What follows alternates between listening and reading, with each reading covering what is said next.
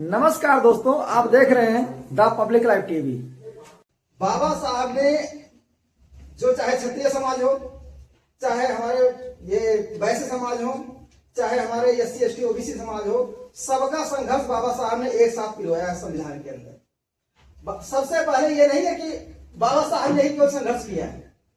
इस संघर्ष के लिए सबको एक समान बनाने के लिए सबसे पहले क्रांति जगाई थी गौतम बुद्ध जी ने, जो क्षत्रिय समाज से थे।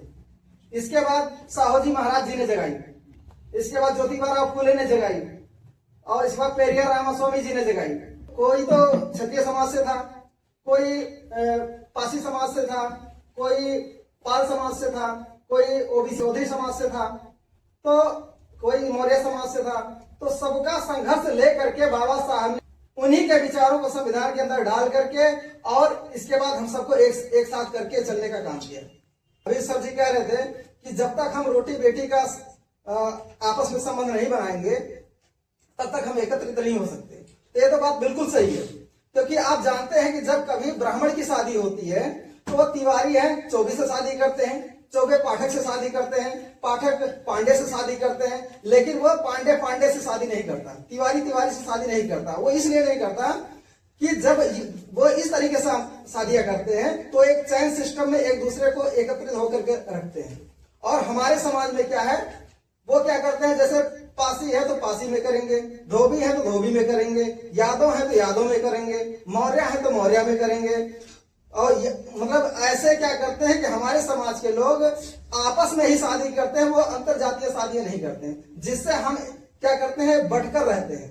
क्योंकि जब कोई भी अधिकारी बड़ा अधिकारी होता है, हमें कोई काम करवाना होता है या हम कहीं जाते हैं, तो अगर वो चौधरी समाज का बैठा हुआ, अगर हम यादव हैं, वहां जाएंगे तो समझ जाएगा कि ये यादव हैं और हम चौधरी हैं, तो हमारा एक दूसरे से मेल नहीं खाता। लेकिन ब्राह्मणों में है, अगर वहां पांडे बैठा है और नीचे कोई काम करवाने गया तिवारी है, तो कहीं ना कहीं से संबंध बना करके वो कह देगा कि मैं आपका रिश्तेदार हूं या आपका संबंधी हूं मैं।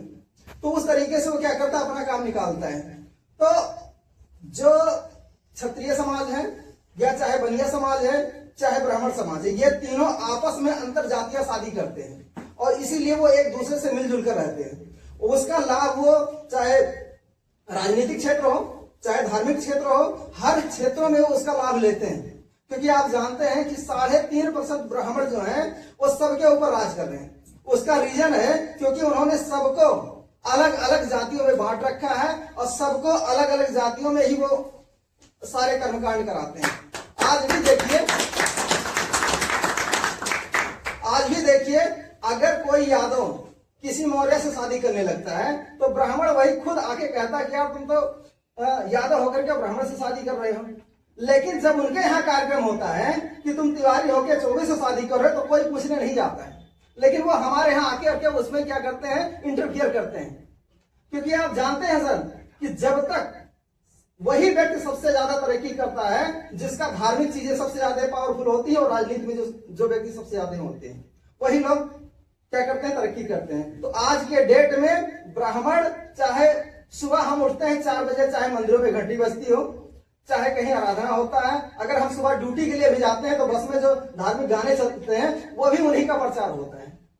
वो कहीं मंदिरों में घंटी बज रहा हो या कहीं बसों में कहीं भक्ति गाने चल रहे हैं, तो 24 घंटे ब्राह्मणों का ही क्या होता है, प्रचार होता है। लेकिन हमारा क्या होता है, हमारा तो कहीं जब 14 अप्रैल आता है तो हम क्या करते हैं, 14 अप्रैल के टाइम में अपने बाबा साहब का कार्यक्रम कर लेते हैं और इसके बाद क्या होता है कि हम पूरे साल चुप हो जाते हैं। तो हमें चाहिए कि पूरे साल में 365 दिन होते हैं और 12 महीने होते हैं। 12 महीने में नहीं जाते तो पूरे साल में हमें कार्यक्रम करना चाहिए, जिसमें 12 महीने होते हैं तो 15 दिन पे एक कार्यक्रम, अगर 24 कार्यक्रम एक साल कर लेते हैं तो भी बहुत है। तो हमारे समाज के लोग क्या है कि वो जब 14 अप्रैल आता है तब वो निकल के आते हैं और इसके बाद में पूरे साल के लिए एकदम चुप हो जाते हैं। मैं जब से दिल्ली में आया हूं तब से तो मैं इस चीज देख रहा हूं, मुझे खुशी है इस बात की कि कभी भी एक महीने में 3-4 कार्यक्रम तो मैं जा चुका हूं। और जब से मैं यहाँ आया हूं और तब से मैं देख रहा हूं और अपना ड्यूटी छोड़ करके मैं कार्यक्रम के लिए आता हूं। क्यों? इसीलिए कि अगर कार्यक्रम में आएंगे तो लोग हमें भी जानेंगे और हम अपने लोगों को जानेंगे। और उसमें क्या करते हैं, हम एक दूसरे का नंबर भी लेते हैं, एक दूसरे से बात भी करते हैं। उससे क्या होता है कि हमारा मेल मिलाप बढ़ता है और क्या होता है, एक दूसरे को हम जान पाते हैं। तो हम यही कहना चाहेंगे आप सभी से कि अंतर जातीय शादियां जो SC ST OBC है उनमें होना बहुत ही जरूरी है। अगर जब तक अंतर जातीय शादी नहीं होगी तब तक इसका खात्मा नहीं हो सकता। और दूसरी बात कि चाहे SC ST OBC में किसी भी समाज के कोई भी हो, हम सबको एक दूसरे का अपना भाई समझना चाहिए और उनको अपना परिवार समझना चाहिए। मैं कहीं भी रहता हूं, अगर वो कोई व्यक्ति अपना नाम बता देता है, और क्योंकि देखिए हमारे समाज का एक ही तरीका है पहचानने का कि अगर वो नाम बताया और पीछे कोई टाइटल नहीं बताया तो भी मतलब वो हमारे समाज का है। अगर वो अपना नाम बताया तो या तो दुबे भैया बताएगा, यादव बताएगा, या तो मौर्य बताएगा, या तो चौधरी बताएगा, मतलब कुछ भी बताएगा तो भी उससे पता लग जाती है। और बाकी जो सवर्ण समाज के लोग हैं उनको तो आप पहचान ही जाते हैं। तो जब कहीं भी आप रहिए और जब कोई अपने समाज का व्यक्ति हो उससे मिलिए, तो उसके समाज के बहुत लोग हमारे इसमें OBC में बहुत लोग ऐसे भी हैं, वो ये चाहते हैं मतलब बाबा साहब का नाम नहीं लेना चाहते या उनसे नाम लेने से कतराते भी हैं। तो हमें क्या करना है कि उनके समाज, देखिए जैसे मौर्य समाज है, चौधरी समाज है, इसके बाद में यादव समाज है, मतलब जितने भी हमारे महापुरुष हैं सभी OBC समाजों में भी हमारे महापुरुष हैं और जिनका संघर्ष बाबा साहब ने क्या किया है, आगे बढ़ाया है। हम उनके महापुरुषों का नाम लेकर के जब उनके बारे में बताएंगे, इसके बाद तो वो हमारे पास साथ में आएंगे। तो हम ये चाहते हैं कि किसी से मिलिए तो सबसे पहले उनके महापुरुषों का नाम लीजिए। तो मैं आप सभी से यही गुजारिश है कि अंतर जातीय शादी करना बहुत जरूरी है। और ये चीज नकल करके हमारे समाज, हमारे भारत में तो लोग नकल करके सीख लेते हैं, तो हमें सवर्णों से सीखना चाहिए कि हमें कैसे क्या करना चाहिए। और दूसरी बात, जो भाई कथा भागवत सुनना चाहते हैं, हमारे समाज में भी पढ़े लिखे लोग ऐसे हैं जो अपने महापुरुषों को बहुत अच्छी तरीके से जानते हैं, और उनसे कहिए और वो अपना हमारे महापुरुष की कथा खुद कहेंगे और हम लोग सुनेंगे। क्योंकि जब तक हम अपना कथा,